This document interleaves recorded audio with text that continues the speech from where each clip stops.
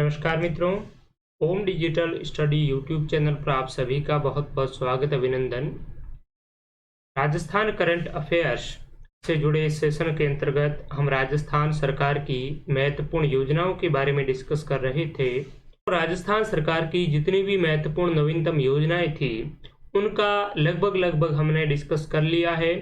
आज के सेशन में भी कुछ योजनाएं, राजस्थान गवर्नमेंट की महत्वपूर्ण पॉलिसीज, नीतियां, इसके अलावा जो राजस्थान की आर्थिक समीक्षा और राजस्थान के बजट में जिन चीज़ों का जिक्र किया गया है, ऐसे महत्वपूर्ण तथ्यों का आज के सेशन में डिस्कस करेंगे जो आपके अपकमिंग सभी कॉम्पिटिटिव एग्जाम के लिए बेहद ही यूजफुल रहेगी।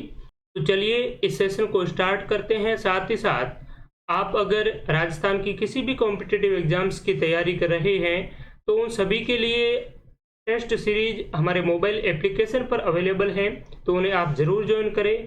काफ़ी यूज़फुल रहेगी आपकी तैयारी को परखने के लिए, आपकी तैयारी को और इम्प्रूव करने के लिए। आपको पता चल पाएगा कि मेरी तैयारी किस हद तक है, जो मैंने आज तक पढ़ा है क्या वो मेरी तैयारी में काफ़ी मददगार सिद्ध हो पाया है या नहीं। और यहाँ पर जो आपकी टेस्ट सीरीज आपको मिलेगी वो पूर्णतः एग्जाम ओरिएंटेड होगी, पूरी तरह से आपके परीक्षा के सिलेबस को ध्यान में रखते हुए बनाई गई है। एसआई के लिए, हिंदी के पेपर के लिए अवेलेबल है। इसके अलावा जूनियर इंजीनियर, एग्रीकल्चर सुपरवाइजर और भी जो विद्युत विभाग की वैकेंसीज है उनके लिए भी टेस्ट सीरीज अवेलेबल है, तो आप उन्हें अवश्य ज्वाइन करें। तो चलिए स्टार्ट करते हैं बिना किसी समय गंवाए। One nation one ration card लागू करने वाला राजस्थान देश का 12वां राज्य बन गया है। अब राज्य कितने करोड़ रुपए तक का ओपन मार्केट से अतिरिक्त कर्ज ले सकेगा? तो वन नेशन वन कार्ड योजना सेंट्रल गवर्नमेंट ने स्टार्ट की थी और इस योजना के तहत अगर कोई भी राज्य इस योजना को लागू करता है तो वो ओपन मार्केट से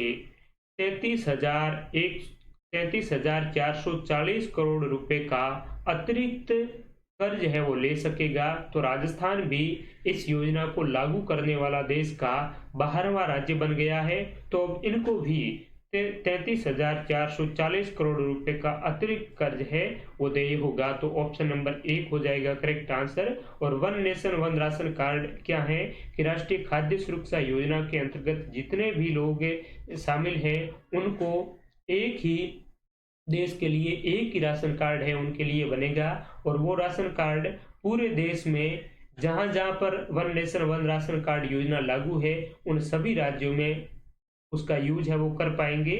और ये आधार कार्ड से लिंक होगा, इसीलिए एक ही व्यक्ति, एक ही परिवार दोहरा लाभ है वो इस राशन कार्ड का नहीं उठा पाएगा। तो इसलिए one nation one ration card है, ये योजना सेंट्रल गवर्नमेंट ने स्टार्ट की है और राजस्थान भी इसको लागू करने वाला देश का 12वां राज्य है वो बन गया है। नेक्स्ट प्रश्न है, राजस्थान में पर्यटन को प्रोत्साहित करने तथा नवीन एवं अनुभवजन्य पर्यटन उत्पादों के माध्यम से राज्य को पसंदीदा गंतव्य स्थान बनाए जाने के उद्देश्य से दिनांक को राजस्थान पर्यटन नीति 2020 लागू की गई। तो यहाँ पर राजस्थान में हाल ही में पर्यटन नीति है वो लागू की गई है और ये पर्यटन नीति सबसे लेटेस्ट है, अभी ही लागू की है। तो इसमें आपसे डेट पूछी जा सकती है और ये पर्यटन नीति कब है वो लागू की गई। तो राजस्थान पर्यटन नीति 2020, तो नवीनतम पर्यटन नीति कौन सी है? 2020 है। और ये नीति आपकी 9 सितंबर 2020 को लागू की गई थी। ऑप्शन नंबर 1 है। अच्छी तरीके से आप ध्यान में रखिए कि नवीनतम पर्यटन नीति है, टूरिज्म पॉलिसी है, ये आपकी 9 सितंबर 2020 को राजस्थान में लागू की गई है। 9 सितंबर 2020 पर्यटन नीति, जिसका उद्देश्य क्या है?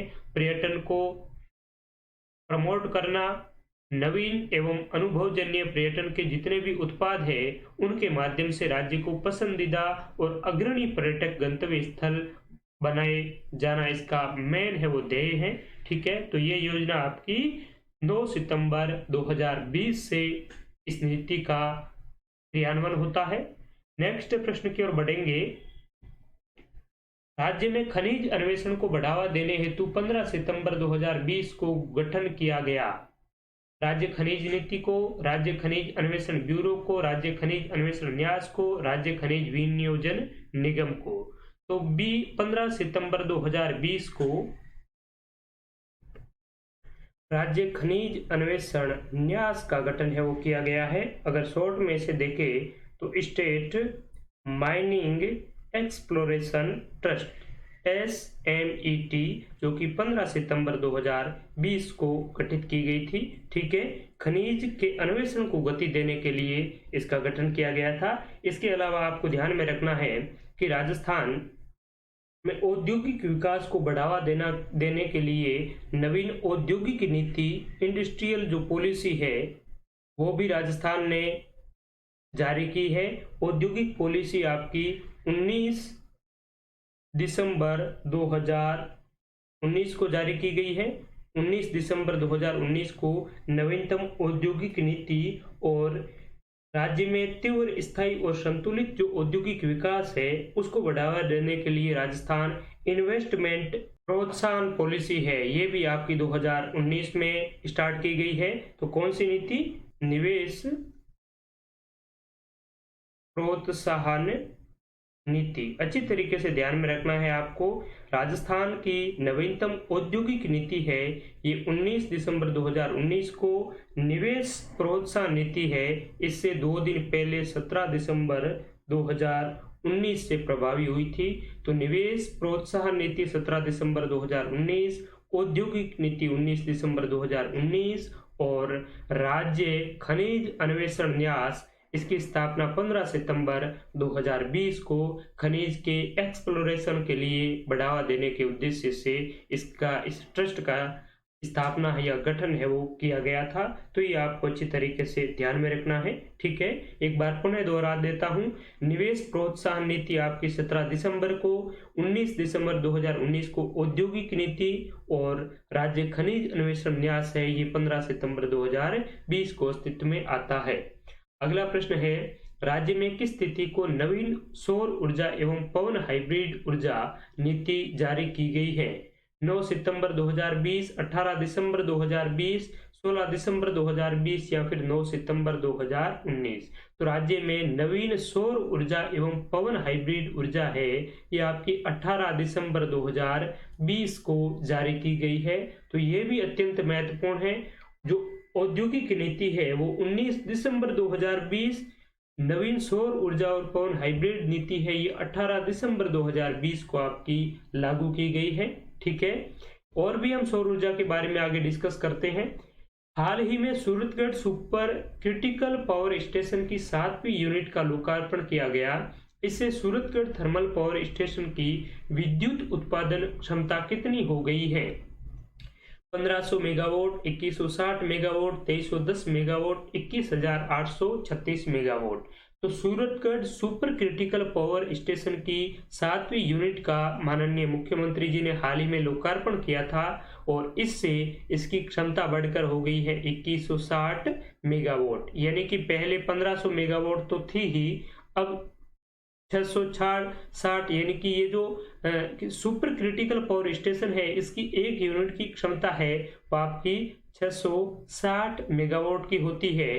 तो 1500 और 600 आपके 2160 हो गए हैं। तो सूरतगढ़ सुपर पावर स्टेशन है ये राजस्थान का प्रथम थर्मल पावर स्टेशन है। ठीक है, और इसकी वर्तमान में अधिष्ठापित जो क्षमता है वो आपकी है 2160 मेगावाट। और इसके अलावा आपका छबड़ा 12 में है, यहाँ पर भी सुपर क्रिटिकल और सुपर थर्मल पावर प्लांट की स्थापना की जा चुकी है।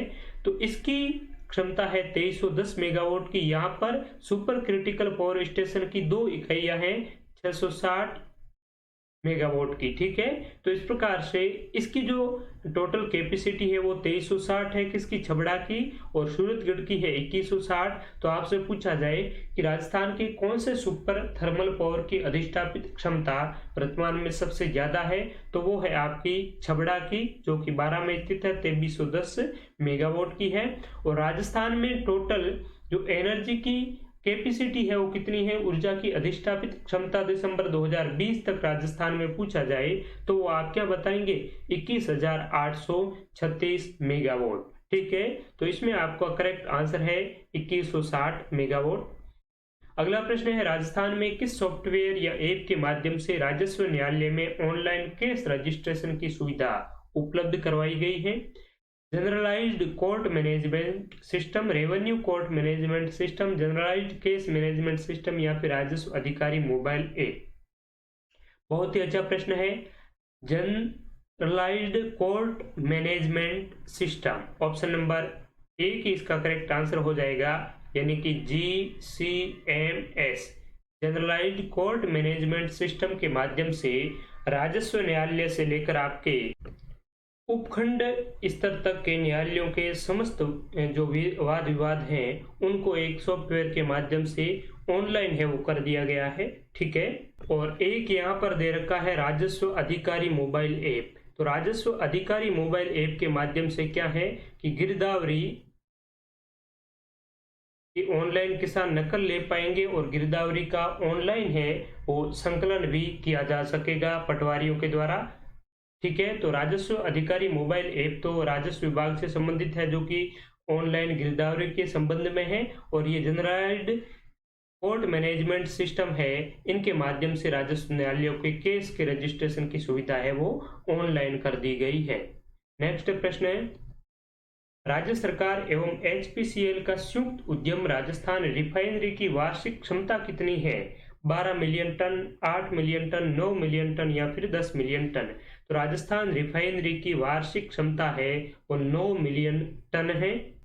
इसको यहाँ पर क्यों सम्मिलित किया गया है, क्योंकि हाल ही में ये काफी चर्चा का विषय रही है और इसके लिए एक अलग से कमेटी भी माननीय मुख्यमंत्री जी की अध्यक्षता में गठित की गई है, और साथ ही साथ मुख्यमंत्री जी का मानना है कि जिस प्रकार से जयपुर मेट्रो ट्रेन को विकसित किया जा रहा है उसी की तर्ज पर ये राजस्थान रिफाइनरी को भी आगे बढ़ाना है। तो इसमें आपको ध्यान में रखना है कि इसकी जो क्षमता है वो 9 मिलियन टन है। साथ ही साथ आपको ध्यान में रखना है कि ये किसका संयुक्त उपक्रम है, HPCL Rajasthan refinery limited company और एक है राजस्थान गवर्नमेंट का। HPCL का इसमें जो हिस्सेदारी है वो 74% है और राजस्थान गवर्नमेंट की है 26% है। ठीक है, और इसमें BS6 स्टैंडर्ड को फॉलो किया जा रहा है और BH6 स्टैंडर्ड की ये देश की पहली रिफाइनरी होगी। इसमें आपको लागत भी पूछी जा सकती है, तो इसमें अनुमानित लागत है 43,129 करोड़ रुपए।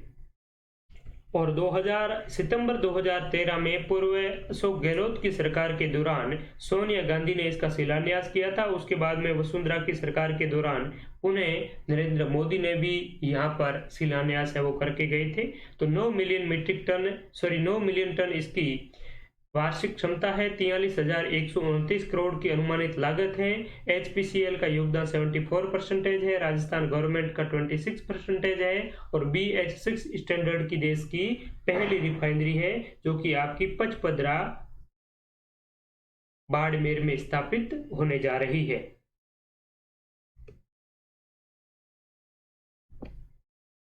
अगला सवाल, असत्य कथन का चयन करें। दिसंबर 2020 तक राजस्थान की कुल अधिष्ठापित क्षमता 21,836 मेगावाट हो गई है। दिसंबर 2018 से 286 मेगावाट सोलर रूफटॉप स्थापित किए गए हैं। दिसंबर 2018 से 1963 मेगावाट सौर ऊर्जा संयंत्र एवं 27 मेगावाट पवन ऊर्जा संयंत्र स्थापित किए गए हैं। बड़ला सोलर पार्क विश्व का दूसरा सबसे बड़ा सोलर पार्क बन गया है। तो असत्य कथन है इसमें ऑप्शन नंबर 4 वाला, बड़ला सोलर पार्क विश्व का दूसरा नहीं प्रथम सबसे बड़ा सोलर पार्क बन गया है। ठीक है, तो आपको ध्यान में रखना है बड़ला सोलर पार्क कहाँ पर है, ये जोधपुर में है, बड़ला जोधपुर में, और ये विश्व का सबसे बड़ा सोलर पार्क बन गया है। और भारत विश्व का है तो भारत और राजस्थान का तो होगा ही, तो आपको ध्यान में रखना है। इसके अलावा नोख जो कि जैसलमेर में है, एक नौका बीकानेर में है, वो नहीं, नौक जैसलमेर में है। यहाँ पर भी राजस्थान और भारत के दूसरे सबसे बड़े सोलर पार्क की स्थापना के लिए आपकी जो बात है वो चल रही है, प्रक्रिया जारी है। तो भारत का पहला और दूसरा ही राजस्थान में ही होगा सोलर पार्क, और ये राजस्थान का पहला सोलर पार्क है, बड़ला सोलर पार्क, जो कि कहाँ पर है, बड़ला जोधपुर में। इसके अलावा ये भी आपको ध्यान में रखना है कि दिसंबर 2020 तक राजस्थान की अधिष्ठापित जो क्षमता है विद्युत की वो 21,836 मेगावाट हो गई है। अगला प्रश्न है, देववाणी ऐप का संबंध किससे है? आयुक्तालय कॉलेज शिक्षा विभाग, राजस्व विभाग, संस्कृत शिक्षा विभाग, माध्यमिक शिक्षा विभाग। तो यहाँ पर देववाणी ऐप का संबंध आपका संस्कृत शिक्षा विभाग का है। ऑप्शन नंबर 3 करेक्ट आंसर हो जाएगा। इसके माध्यम से संस्कृत शिक्षा के विद्यार्थियों को गुणवत्ता युक्त शिक्षा प्रदान करने की बात है वो कही जा रही है, और संस्कृत महाविद्यालयों के शिक्षकों द्वारा अध्ययनरत विद्यार्थियों के लिए लगभग 800 से अधिक ई कंटेंट है वो तैयार करके इस संस्कृत देववाणी ऐप के माध्यम से स्टूडेंट को प्रोवाइड करवाए जा रहे हैं। ठीक है, तो देववाणी ऐप का संबंध संस्कृत शिक्षा विभाग से है, और अगस्त 2020 से इसको लॉन्च किया गया था। तो लॉन्चिंग डेट तो आप ध्यान में रखें, ये इतना महत्वपूर्ण नहीं है, आपको सीधे तौर पर पूछा जा सकता है कि इसका संबंध किससे है, तो संस्कृत शिक्षा विभाग से। ठीक है, आयुक्तालय कॉलेज शिक्षा विभाग से किसका संबंध है? तो आयुक्तालय कॉलेज शिक्षा विभाग से आपको ध्यान में रखना है, एक तो है राजीव गांधी ई कंटेंट बैंक, और दूसरा है आनंदम अनिवार्य पाठ्यक्रम। ठीक है, राजस्व विभाग से जिस ऐप का संबंध है वो एक ऐप है धरा ऐप।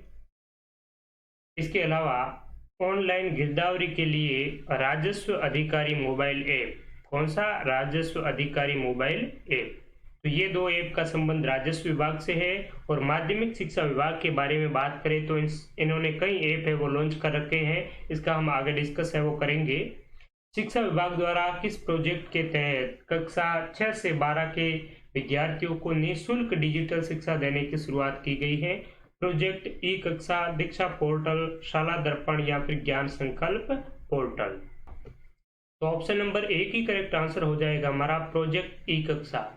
प्रोजेक्ट ई कक्षा के तहत 6 to 12 के स्टूडेंट्स के लिए निःशुल्क डिजिटल शिक्षा देने की शुरुआत है वो शिक्षा विभाग के द्वारा की गई है। इस प्रोजेक्ट के अंतर्गत 6ठी से 12वीं तक के सभी विषयों के लिए रिकॉर्डेड वीडियो के रूप में डिजिटल शिक्षा प्रणाली है वो तैयार की जा रही है। साथ ही साथ ये आपका एंड्रॉयड मोबाइल फोन के माध्यम से, इसके अलावा यूट्यूब चैनल जिसका भी नाम है ई कक्षा, इसके माध्यम से डिजिटल शिक्षा है वो देने का प्रयास रखा गया है। इसके अलावा इसमें ई लाइब्रेरी का भी कॉन्सेप्ट अपनाया गया है, और ऐसा कहा गया है कि 1,03,000 स्कूलों में आगामी 2-3 महीनों तक ई लाइब्रेरी है वो स्टार्ट हो जाएगी। ठीक है, तो ये प्रोजेक्ट ई कक्षा कार्यक्रम के तहत सारी बातें कही गई हैं। अब दीक्षा पोर्टल भी इसी शिक्षा विभाग का है। दीक्षा पोर्टल पर क्या होगा? तो दीक्षा पोर्टल पर कक्षा प्राइमरी से लगाकर 10th तक की जितनी भी आपकी पाठ्य पुस्तकें हैं, उस पाठ्य पुस्तकों की जो जितनी भी आपकी सहायक पुस्तकें हैं वो आपकी QR कोड के माध्यम से इस दीक्षा पोर्टल पर उपलब्ध रहेगी, जिससे कभी भी स्टूडेंट्स है वो स्कैन करके इसको पढ़ पाएगा। शाला संवाद और ज्ञान संकल्प पोर्टल। तो शाला संवाद में क्या होगा? शाला संवाद में ये शाला दर्पण, आपने नाम सुना होगा, माध्यमिक शिक्षा बोर्ड का है शाला दर्पण। तो शाला दर्पण के अंतर्गत आपका शाला संवाद है, ये भी एक पोर्टल है वो विकसित किया गया है, और इसके माध्यम से अगर स्टूडेंट को किसी भी चीज की कोई डाउट हो गई तो वो शाला संवाद के माध्यम से टीचरों से डाउट है वो क्लियर कर पाएगा। और ज्ञान संकल्प पोर्टल के माध्यम से अगर कोई भी भामाशाह विद्यालयों में कुछ भी दान देना चाहता है, डोनेट करना चाहता है, तो ज्ञान संकल्प पोर्टल के माध्यम से वो कर पाएगा। इससे जो 80G के तहत जो भी इनकम टैक्स हैं उनसे भी उनको छूट मिल जाएगी। ठीक है, तो आपको अच्छी तरीके से ध्यान में रखना है। क्लास 6 से 10th तक के स्टूडेंट्स के लिए निःशुल्क डिजिटल शिक्षा देने के लिए प्रोजेक्ट ई कक्षा, दीक्षा पोर्टल कक्षा प्राइमरी से लगाकर 10th तक के विद्यार्थियों के लिए सहायक सामग्री के रूप में QR कोड के माध्यम से पुस्तकों यहाँ पर पुस्तकें अपलोड की गई है। शाला संवाद के माध्यम से स्टूडेंट इंटरेक्शन कर पाएंगे टीचरों के साथ में। और ज्ञान संकल्प पोर्टल ये है दान के लिए स्कूलों में, डोनेट टू ए स्कूल के तहत। ठीक है, तो यहाँ पर करेक्ट आंसर हमारा होगा ऑप्शन नंबर 1। नेक्स्ट है पर्यावरण संरक्षण हेतु राजकीय विद्यालयों में किस योजना का शुभारंभ किया गया। पर्यावरण संरक्षण योजना, वृक्ष मित्र योजना, एक विद्यार्थी एक वृक्ष योजना, अमृता देवी वृक्ष मित्र योजना। तो वृक्ष मित्र योजना केवल ऑप्शन 2 करेक्ट आंसर हो जाएगा। पर्यावरण संरक्षण हेतु राजकीय विद्यालयों में वृक्ष मित्र योजना की स्टार्टिंग की गई है और इसका मेन उद्देश्य है वो एक तो पर्यावरण संरक्षण है और एक है नामांकन में वृद्धि। तो देखिए आप, नामांकन वृद्धि के अनुरूप वृक्षारोपण करवाया जाकर नव प्रवेशी जो भी स्टूडेंट्स हैं उनके माध्यम से वृक्ष मित्र योजना के माध्यम से एक है वो पौधा लगाया जाएगा। और विद्यालयों में अब तक लगभग 22 लाख पौधारोपण है वो आपका वृक्ष मित्र योजना के तहत किया जा चुका है। तो ये नव प्रवेशी विद्यार्थियों के लिए इस योजना को रखा गया है। ठीक है, कहाँ पर? राजकीय विद्यालयों में, जिसका नाम है वृक्ष मित्र योजना। अगला प्रश्न है, भारत का वह पहला राज्य जिसने शिक्षा के मनोविज्ञान आधारित गतिविधि शिक्षण को महत्व देते हुए प्रत्येक शनिवार को नो बैग डे घोषित किया। तो आपको ध्यान में रखना है, नो बैग डे घोषित करने वाला राजस्थान ही देश का पहला और एकमात्र स्टेट है। और ये नो बैग डे कौन से दिन होगा, कौन से वार होगा? तो शनिवार को होगा। शनिवार को स्टूडेंट्स को बैग लेकर स्कूल आने की जरूरत नहीं है। यहाँ पर क्या होगा कि प्रत्येक शनिवार को सीखने की अलग अलग थीम पर गतिविधियां होगी। जैसे कि पहला शनिवार है वो राजस्थान को पहचानना, नो योर स्टेट के तहत पर प्रथम शनिवार। उसके बाद में दूसरा शनिवार है भाषा कौशल विकास पर बल देगा। तीसरा शनिवार है वो खेल पर बल देगा। चौथा शनिवार है वो विज्ञान पर बल देगा। 5वें शनिवार में बाल सभा होगी। इस प्रकार से प्रत्येक शनिवार को नो बैग डे के रूप में आपका घोषित करने वाला राजस्थान देश का पहला राज्य बन गया है। तो ऑप्शन नंबर 2 है करेक्ट आंसर इसका। राजकीय विद्यालयों में अंग्रेजी माध्यम का वातावरण उपलब्ध करवाने के उद्देश्य से राज्य में कुल कितने महात्मा गांधी राजकीय अंग्रेजी माध्यम विद्यालय है वो स्थापित किए गए हैं? तो राजस्थान में कुल 201 इंग्लिश मीडियम स्कूल है वो स्थापित की गई है। ऑप्शन नंबर 4 है वो करेक्ट आंसर है। और इस इंग्लिश मीडियम स्कूल में कितने कक्षा तक के विद्यार्थी है वो इसमें पढ़ पाएंगे? तो क्लास 1 से लेकर 12th तक के स्टूडेंट्स है, इनके लिए है महात्मा गांधी राजकीय इंग्लिश मीडियम स्कूल। ठीक है, और ये भी महात्मा गांधी की 150वीं जयंती की यादगार पर इनको चिर स्मरणीय बनाने के उद्देश्य को ध्यान में रखते हुए स्टार्ट की है। ठीक है, नेक्स्ट है, राजस्थान के किस विश्वविद्यालय को हाल ही में centre of excellence for panchakarma के रूप में विकसित किया गया है?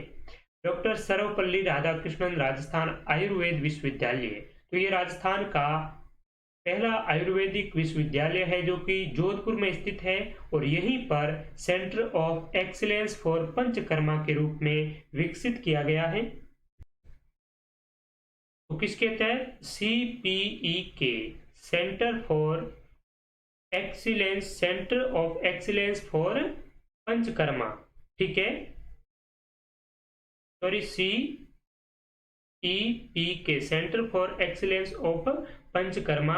ये कहां पर है यूनिवर्सिटी? ये आपकी जोधपुर जिले में है। ठीक है, इसमें क्या होगा कि जो भी मानसिक व्याधियां हैं, पक्षाघात है, जोड़ों से संबंधित दर्द है, इस प्रकार की व्याधियों को विशेष चिकित्सा सुविधा उपलब्ध करवाकर इसका निस्तारण है वो किया जाएगा। तो ये आपकी डॉक्टर सर्वपल्ली राधाकृष्णन राजस्थान आयुर्वेदिक विश्वविद्यालय जोधपुर में है वो विकसित की गई है।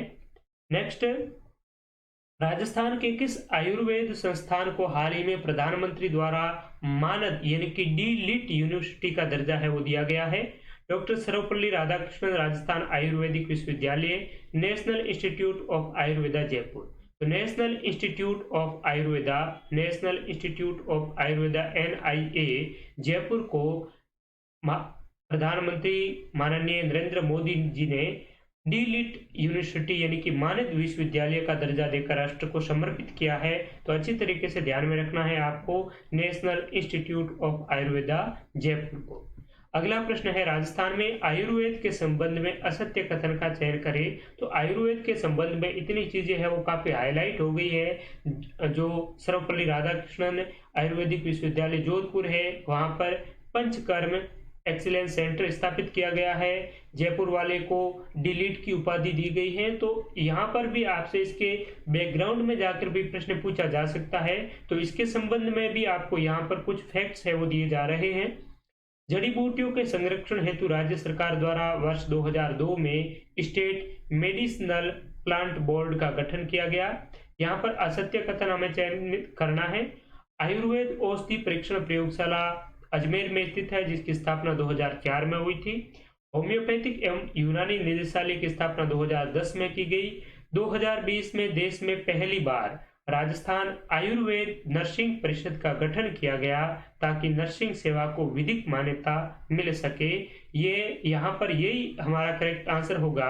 2020 में ना होकर 2012 में ही राजस्थान में देश की पहली आयुर्वेदिक नर्सिंग परिषद का गठन किया जा चुका है। तो पूछा जाए कि देश की पहली आयुर्वेदिक नर्सिंग परिषद का गठन कब किया? 2012 में। तो यहाँ पर ऑप्शन नंबर 4 है करेक्ट आंसर। तो धन्यवाद मित्रों, बहुत धन्यवाद, शुक्रिया इस सेशन से जुड़ने के लिए।